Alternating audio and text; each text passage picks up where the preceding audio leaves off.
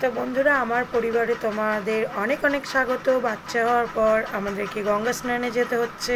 তার কারণ হচ্ছে বড়দের, বিশেষ করে মায়ের মানা আছে, স্নান না করলে নাকি পুজো টুজো দিতে পারবো না। তো আজকে জন্মাষ্টমী, আমরা এই টোটো করে চলে যাচ্ছি গঙ্গা স্নানের উদ্দেশ্যে। তোমরা সবাই জানো গঙ্গা স্নান করতে হয়। তো মোটামুটি গঙ্গার কাছাকাছি চলে এসেছি, আর একটু হেঁটে যেতে হচ্ছে।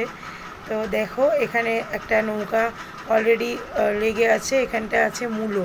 এই মূলোগুলো আর কি কলকাতার উদ্দেশ্যে রওনা দেবে। হ্যাঁ, ওইদিকে আরেকটা ফেরিঘাটের নৌকা চলে এসেছে, যেখানে অনেক মানুষ আর কি নামানামি করছে এবং আবার যাবে উঠে।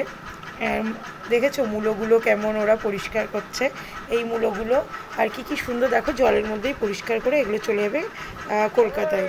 এরই ফাঁকে আমি একটু নিজেকে দেখে নিচ্ছি, কারণ বাচ্চা হওয়ার পর শরীরে আর চেহারার যে অবস্থা হয়েছে। হ্যাঁ, তোমরা সবাই জানো যে বাচ্চা হওয়া একটা বিশাল, কি বলবো, একটা বড়সড় যুদ্ধ জয় করার মতো। আর এখন যা বৃষ্টি হচ্ছে তাতে তো গঙ্গার জল প্রচুর বেড়েছে। ওইদিকে ফেরিঘাটের আবার যাত্রী বোঝাই করে উদ্দেশ্যে রওনা দিল গন্তব্যস্থলে আর কি। তো উনি আর কি নেমে পড়েছেন জলের মধ্যে। এদিকে বারবার নৌকা আসছে, খুব অসুবিধা হচ্ছে। আর আমার স্নান হয়ে গেছে, আমি আবার সাঁতার জানি না, তো আমি বেশি রিস্ক নিই না। তো এখানে আমি একটা হাতে শিব গড়েছি এবং শিবকে একটুখানি গঙ্গার জল, বেলপাতা, ওই যে বলে না গঙ্গার জলেই গঙ্গা পুজো, ধূপ আর সঙ্গে করে সন্দেশ, এগুলো নিয়ে এসেছি। সত্যি বলতে এত জল, ভীষণ ভয়ও লাগছিল। প্রচুর জল হয়ে গেছে গঙ্গায়, হবে না, যা টানা বৃষ্টি চলছে, তো জল হওয়াটাই স্বাভাবিক। তো আমার স্নান হয়ে গেছে। ওইদিকে বাচ্চা রেখে এসেছি।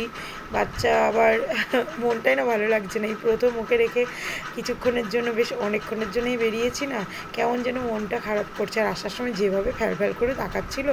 এদিকে ওরও স্নান হয়ে গেছে, ও ফুল বেলপাতা দিচ্ছে, কারণ আবার আমাদেরকে যেতে হবে।